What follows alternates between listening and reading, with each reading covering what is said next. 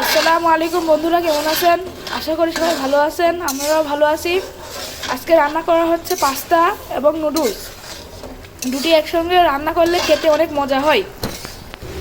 ফুটন্ত পানিতে পাস্তা এবং নুডলস সিদ্ধ করে নেওয়া হচ্ছে। একটু তেল দিলাম, এখন গরম কড়াইয়ে তেল দিয়ে দিব।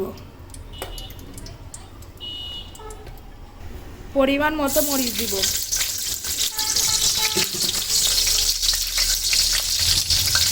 পরিমাণ মতো পেঁয়াজ দিব।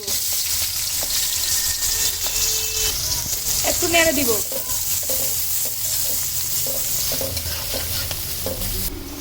এখন দিয়ে দিব টমেটো কুচি। টমেটো সস দিলে ভালো হয়, কিন্তু আমরা টমেটো কুচি দিয়েই রান্না করছি। আমরা খুব সিম্পলের উপর রান্নাটা করছি।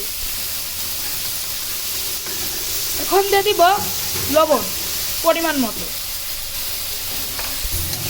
এবার টমেটো কুচি, মরিচ, পেঁয়াজ, লবণ সব একসঙ্গে করে নেড়ে দিব।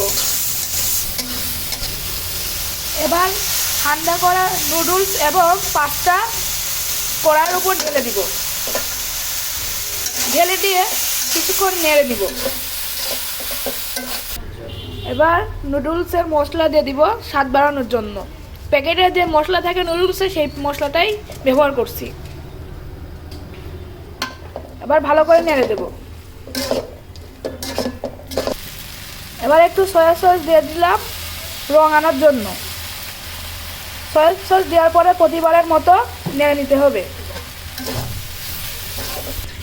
যখন দেখব রংটি চলে এসেছে, তখনই ভেবে নেব যে রান্না শেষ। এবার পালা পরিবেশনের।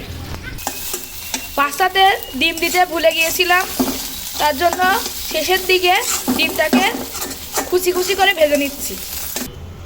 ডিমগুলো পাস্তার উপর দিয়ে দিয়ে ভালো করে নেড়ে নেব, যেন পাস্তার সঙ্গে ডিমগুলো ভালো করে মিশে যায়।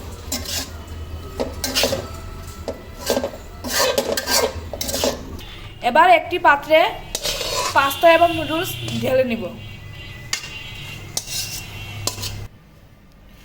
এবার তৈরি আমাদের সেই কাঙ্ক্ষিত নুডলস এবং পাস্তা। কেমন হয়েছে জানাবেন। এটা ছোটদের জন্য, বড়দের জন্য, সবার জন্য খুব একটি সুন্দর খাবার। আজ বিদায় নিলাম।